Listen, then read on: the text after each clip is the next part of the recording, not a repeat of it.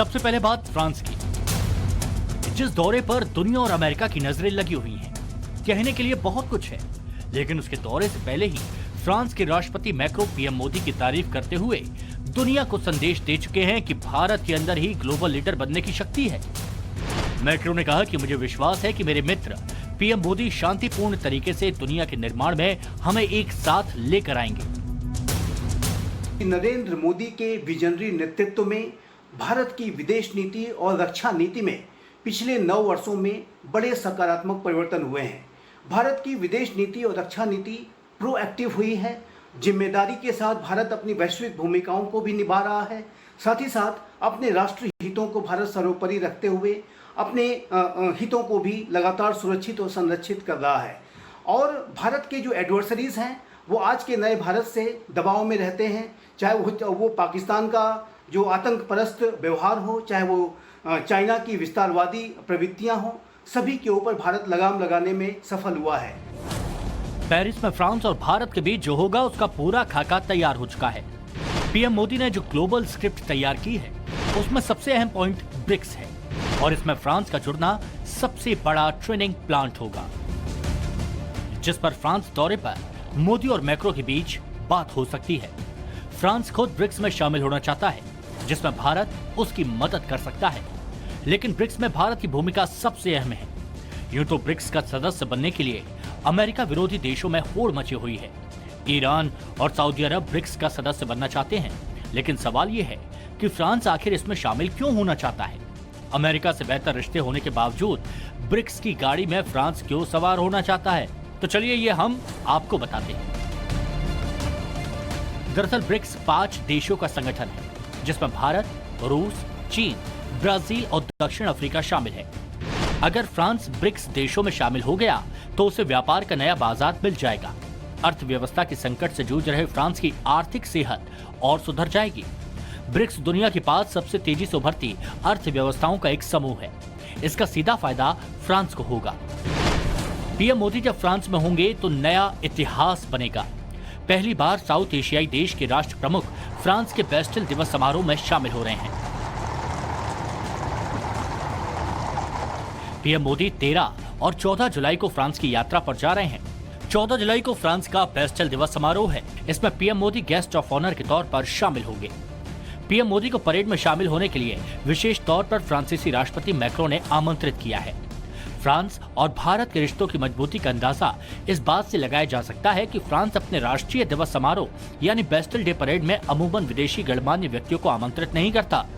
ऐसे में मैक्रो का मोदी को आमंत्रित करना दिखाता है कि कैसे भारत की अगुवाई में वर्ल्ड ऑर्डर बदल रहा है। ये तस्वीरें पीएम मोदी के पिछले पेरिस दौरे की हैं, जब खुद मैक्रो ने गर्मजोशी से उनका स्वागत किया।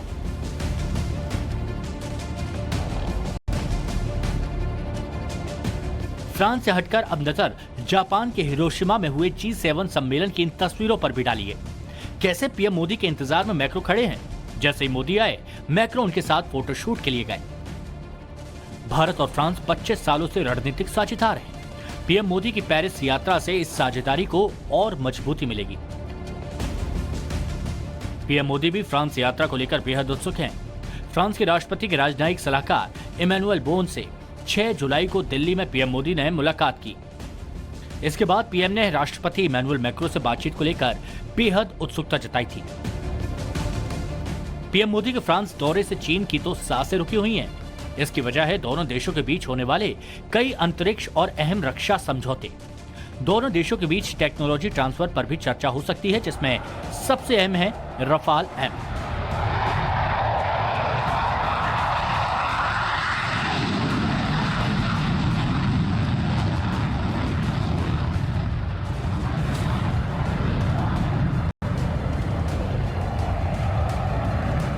सरकार ने फ्रांस से लड़ाकू विमान रफाल का एम वर्जन को खरीदने की तैयारी पूरी कर ली है। 26 रफाल विमान का सौदा करीब 45,000 करोड़ रुपए में होने का अनुमान है और इस सौदे से भारतीय नौसेना की ताकत कई गुना बढ़ने वाली है। फ्रांस से इंडियन गवर्नमेंट ने 36 रफेल एयरक्राफ्ट खरीदे थे, बेसिकली इंडियन एयरफोर्स के लिए, और जो आज लद्दाख पे डिप्लॉयड है। और जो इन काबिलियत इन एयरक्राफ्ट्स में देखी गई है वो शायद ही पूरे इंडियन सब कॉन्टिनेंट में कोई भी देश के पास ऐसे स्टेल्थ एयरक्राफ्ट नहीं। और इसको मद्देनज़र देखते हुए इंडियन नेवी की रिक्वायरमेंट INS विक्रांत के लिए आई है कि उनको 26 राफेल M एयरक्राफ्ट चाहिए। और हो सकता है कि अभी आने वाले दौरे में जब हमारे प्राइम मिनिस्टर फ्रांस जाएंगे वहाँ पे इस डील की अनाउंसमेंट हो। और ये एक कोई पॉलिटिकल मुद्दा नहीं है, ये एक कदम है जिससे हम अपनी फौज को मजबूत कर रहे हैं। रफाल M फाइटर जेट समुद्री एरिया में दुश्मन के लिए काल माना जाता है। इस लड़ाकू विमान को विशेष तौर पर डिजाइन किया गया। इसे सबसे पहले स्वदेशी एयरक्राफ्ट कैरियर INS विक्रांत पर तैनात किया जाएगा, जिस पर अभी रूसी MiG-29 तैनात है। यानी रफाल M के आने के बाद भारतीय वायुसेना आधुनिक तकनीक से लैस हो जाएगी। भारत और फ्रांस के रिश्तों का संबंध काफी पुराना है। भारत और फ्रांस के बीच राजनयिक संबंध 1948 में स्थापित हुए। भारत और फ्रांस के बीच रक्षा सहयोग 1982 से शुरू हुआ। पिछले 75 सालों से भारत और फ्रांस के बीच गहरे और दोस्ताना संबंध हैं। दोनों देशों के बीच रक्षा और सुरक्षा, अंतरिक्ष के क्षेत्र सहयोग रहा है। फ्रांस लगातार संयुक्त राष्ट्र सुरक्षा परिषद में भारत की स्थायी सदस्यता का पक्षधर भी रहा है। भारत में फ्रांस दुनिया का 11वां सबसे बड़ा विदेशी निवेशक है। पीएम मोदी की फ्रांस यात्रा दुनिया के लिए मील का पत्थर साबित हो सकती है। फ्रांस के बाद अब बात मिडिल ईस्ट की करते हैं। दुनिया के ऑयल लैंड मिडिल ईस्ट में भारत की धमक तेजी से बढ़ रही है। भारत के इस कूटनीतिक पंच ने कई देशों को चिंता में डाल दिया। भारत के राष्ट्रीय सुरक्षा सलाहकार अजीत डोभाल पिछले दिनों सऊदी अरब में थे। उन्होंने संयुक्त अरब अमीरात, अमेरिका और सऊदी के अपने समकक्षों के साथ खास मुलाकात की। लेकिन डोभाल की अहम मुलाकात सऊदी क्राउन प्रिंस मोहम्मद बिन सलमान के साथ हुई। इसी मुलाकात को लेकर चीन परेशान है। कहा जा रहा है कि MBS के साथ मिलकर डोभाल ने खाड़ी देशों में चीन की ताकत को कमजोर करने का फॉर्मूला तलाश लिया। मध्य पूर्व देशों को भारत से जोड़ने के लिए एक महत्वाकांक्षी योजना तैयार कर ली गई।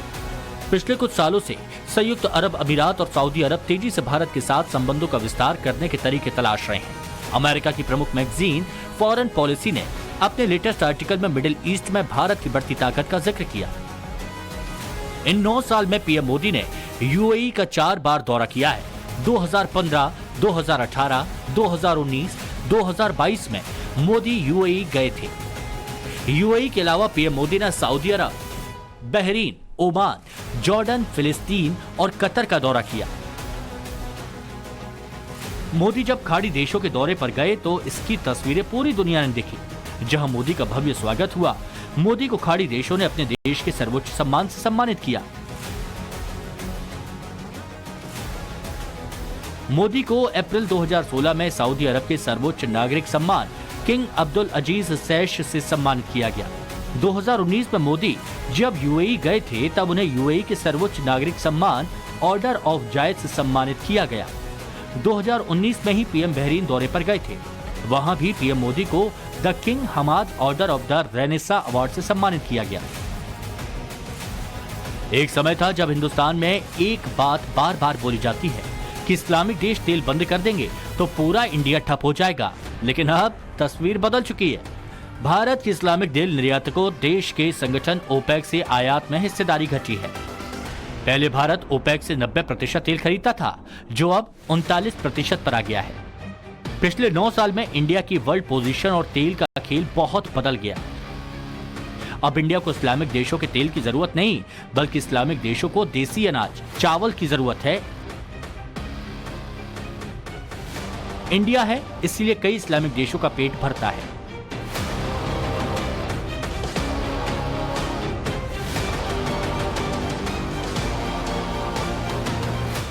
अमेरिका के बाद पीएम मोदी का जिस तरह इजिप्ट में स्वागत हुआ, उससे चीन की चिंता और बढ़ गई। अफ्रीका में अब तक चीन का डंका बजता था, लेकिन अब भारत ने चीन के साम्राज्य को सीधी चुनौती दी। इससे अफ्रीकी देशों का भारत पर विश्वास और बढ़ गया। यानी अफ्रीकी बाजार में भारत की एंट्री से चीन क्लीन बोल्ड हो गया। अफ्रीकी महाद्वीप के लिए भारत ने अपना खजाना खोल दिया। अफ्रीका को कर्ज देने के मामले में भारत दूसरे नंबर पर है। भारत ने 10 सालों में 42 अफ्रीकी देशों को 2,65,000 करोड़ का कर्ज दिया।